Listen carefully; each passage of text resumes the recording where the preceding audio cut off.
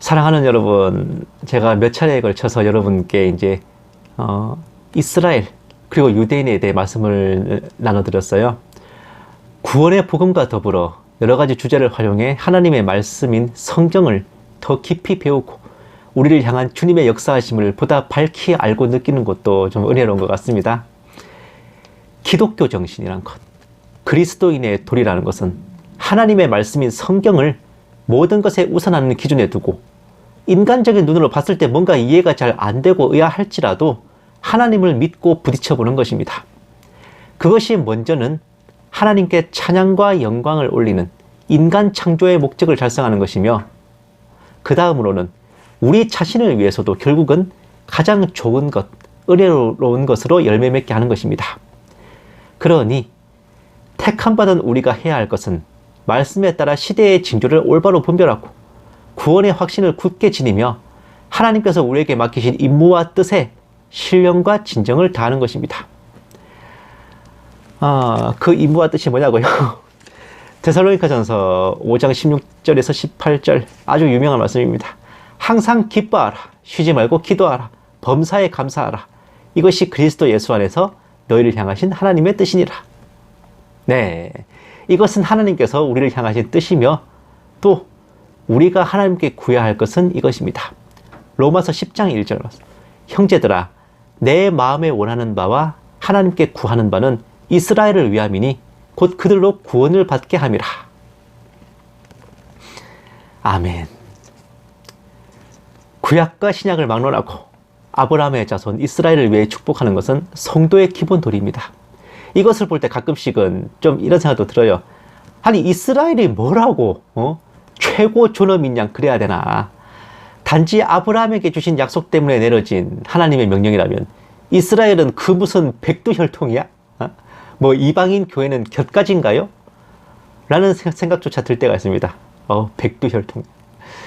물론 성경에는 이스라엘이 원가지고 이방인 교회는 원가지에 접붙임을 받은 가지라 되어 있기 때문에 진짜 왠지 곁다리로 구원받은 것 같은 생각도 듭니다만은, 오늘 본문 말씀의 주인공인 살렘 왕 멜기세덱은 그런 생각을 싹 날려주는 엄청난 반전의 주역입니다. 사랑하는 여러분, 창세기를 보시면요, 가인이나 아벨 등 개인적으로 제사를 드리는 이들이 있어요. 그리고 노아처럼 가장으로서 제사를 드리는 이들이 있었고, 아브라함처럼 가장이자 족장으로서 제사를 드리는 이도 있는데, 이게 보면 되게 다 사적인 포지션입니다. 뭐 가족 단위 뭐 이런 식으로. 그런 시절에 무려 제사장이라는 공적 직분으로 하나님을 대면했던 사람이 있었으니 그가 바로 멜기세덱입니다. 원래 제사장은 아브라함의 아들 이삭, 이삭의 아들 야곱, 야곱의 아들 레위의 후손으로 세워져야 돼. 레위 지파의 대조상인 아브라함보다 더 전에 하나님께 세워졌던 제사장이야. 아브라함도 겨우 족장인데 무려 왕이었습니다. 누가? 멜기세덱은. 이 멜기세덱은 성경의 등장인물 중에서도 가장 신비로운 인물로 꼽혀져요. 잠깐 스쳐 지나가는데도 아주 미친 존재감을 자랑합니다. 창세기 14장 17, 18절 말씀 보시면, 아브람이 그돌라오멜과 그와 함께한 왕들을 쳐부수고 돌아올 때에 소돔 왕이 사회 골짜기 곧 왕의 골짜기로 나와 그를 영접하였고, 살레왕 멜기세덱이 떡과 포도주를 가지고 나왔으니 그는 지극히 높으신 하나님의 제사장이었더라. 19, 20절 말씀. 그가 아브라함에게 축복하여 이르되 천지의 주제이시오 지극히 높으신 하나님이여 아브라함에게 복을 주옵소서. 너희 대적을 내 손에 붙이신 지극히 높으신 하나님을 찬송할지로다 하매 아브라함이 그 얻은 것에서 10분의 1을 멜기세덱에게 주었더라. 최초의 중동전쟁이라 할 만한 9개국, 큰 나라 4개가 작은 나라 5개를 쳐들어온 거예요. 그 전쟁에서 납치되어 간 조카 롯을 구하고 시날 왕과 엘람 왕, 이 시날은 바벨론입니다. 이 오리엔트 5왕을, 아니다.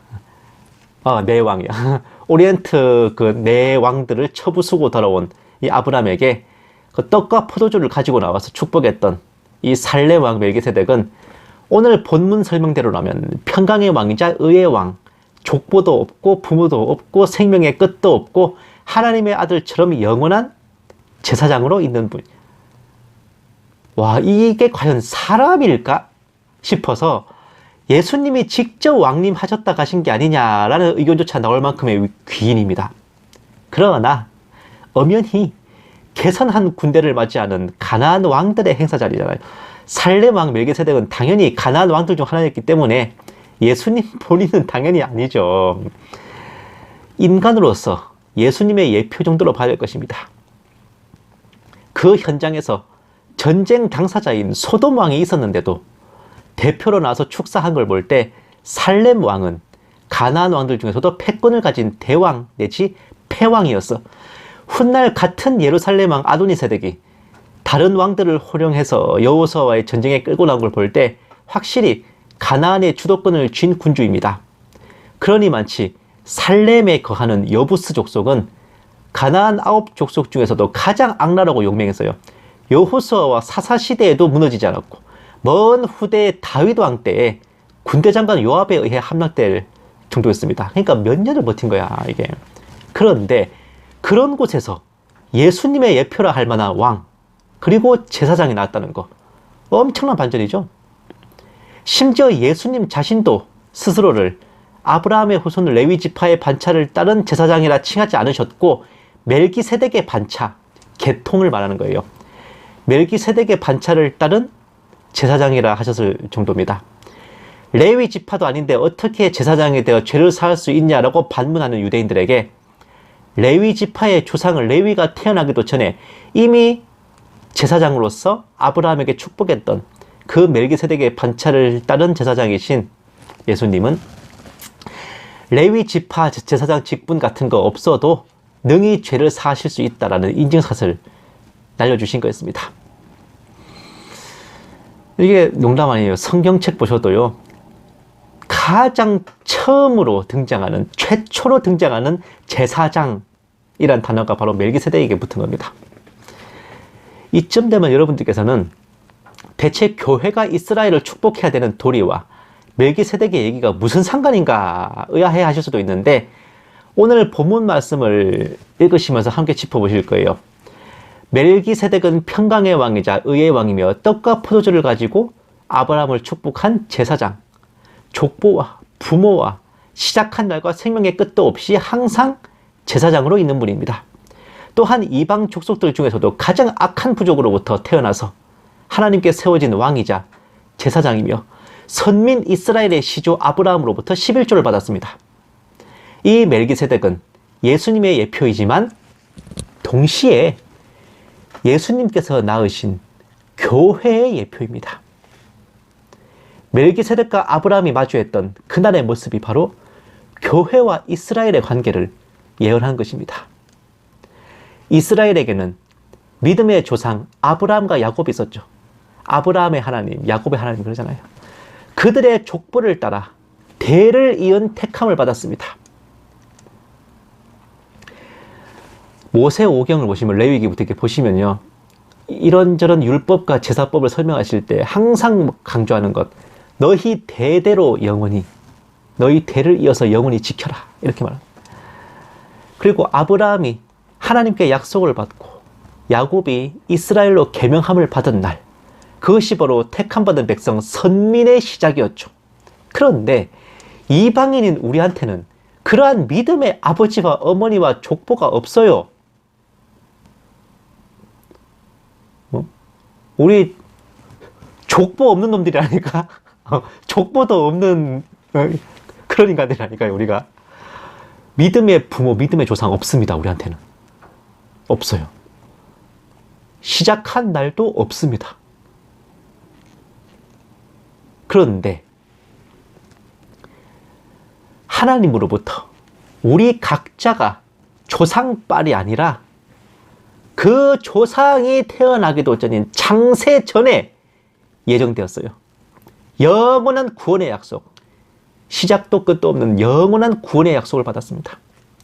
레위 지파 제사장이 아닌 하나님의 아들이시고 의의 왕이자 평강의 왕이신 분으로부터 친히 구원을 받았습니다. 그 증표가 예수님의 살과 피, 떡과 포도주로 예표된 성찬입니다. 믿고 영접하여 세례를 받고 성찬에 참여함으로써 주님의 살과 피는 우리 영혼에 항상 자리 잡고 있으며, 그러한 우리는 전적 타락한 악인, 전적 무능한 죄인이지만 온전히 하나님의 은혜로 왕같은 제사장으로 부름받아 세워졌던 것입니다. 이스라엘은 조상 아브라함의 대를 이어 선민이 되었으나 우리는 살렘 왕 멜기세덱처럼 족보도 없고 부모도 없지만 각 사람이 독자적으로 하나님께 예정하심을 입고 택하심을 받아 그리스도의 몸된 교회로 서게 되었고, 멜기세덱이 아브라함을 축복했기에 그 멜기세덱의 후신인 교회도 아브라함의 후손인 이스라엘을 축복해야 될 권리와 의무를 원천적으로 갖게 된 것입니다. 비록 지금은 이스라엘이 온전히 주님께로 돌아오지 못했으나 그와 상관없이 우리가 할 도리는 해야 됩니다. 당연한 말이지만 그 도리는 우리가 갑이기에 하는 겁니다. 오늘 본문 말씀처럼 축복은 윗사람이 아랫사람한테 하는 겁니다. 아랫사람이 윗사람한테 하는 것은 축복이 아니라요, 찬양과 경배와 아부아첨이라고 하는 겁니다. 똑같은 거라도요, 아랫사람이 윗사람한테 하는 거는 찬양과 경배고요, 윗사람은 이 아랫사람한테 하면 그걸 축복이라는 겁니다. 왕인 멜기세덱이 백성인 아브라함에게 했던 것, 그것이 바로 축복입니다.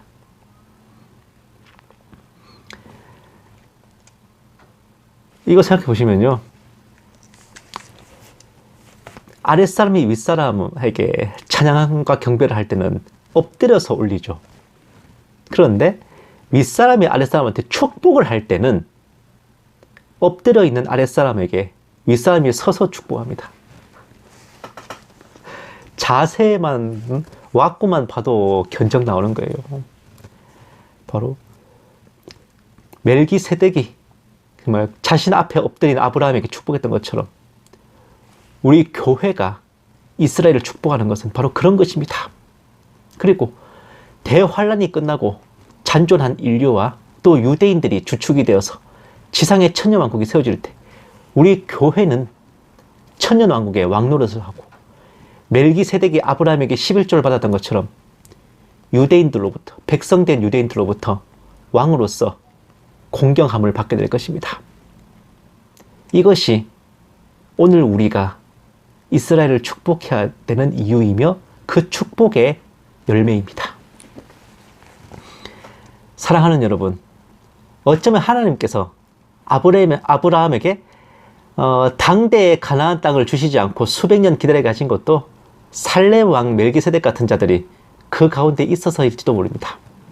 그러나 똑같은 살렘 왕, 평화의 왕, 똑같은 의의 왕, 의의 주라는 이름을 가진 아주 높은 확률로 멜기세덱의 후손일 것으로 보이는 그 사람, 심지어 이 사람이 죽을 때는 목을 밟히는 순환을 당하고 나무에 달린 후 동굴에 장사되는 등 예수님과 똑같은 모양새를 따라하기까지 했어요. 누구냐? 선민 이스라엘을 대적하여 막아섰던 예루살렘 왕 아도니세덱. 그가 나타났을 때는 하나님께서는 이스라엘을 세우셔서 그 땅을 그들에게 주셨고 그들의 손을 들어 멸하게 하셨습니다. 똑같은 평강의 왕, 의의 왕이지만 우리가 영원한 제사장 살렘 왕 멜기세덱이 될지, 이름만 빌리고 흉내만 내다가 참혹하게 멸망한 예루살렘 왕 아도니세덱이 될지는, 그리고 더 대박인 건 살렘 왕 멜기세덱은 아브라함을 축복했죠. 그런데 예루살렘 왕 아도니세덱은 여호수아에게 멸망했는데, 여호수아를, 구약에서는 여호수아죠, 신약식으로 하면은 예수입니다. 이 가짜 살렘 왕을 바로 예수님께서 멸하셨죠. 우리가 멜기세덱이 될지 아도니세덱이 될지는 오늘 이스라엘을 향한 우리의 마음에 달려있을 겁니다. 원가지인 이스라엘의 접붙임을 받은 곁가지인 이방인이지만 먼저 제사장으로서 선민을 축복했죠. 그 곁가지가. 그것은 먼저 된 자로 나중되게 하시고 나중된 자로 먼저 되게 하신 하나님의 오묘한 섭리이고, 이 또한 교회와 이스라엘이 높낮이 없이 하나님 앞에 같은 백성이요 형제라는 증표가 아닐까 합니다. 비록 지금은 앞이 보이지 않고 급변하는 정세 속에 때로는 고뇌하지만 바라는 것들의 실상이요 보이지 않는 것들의 증거가 믿음이잖아요.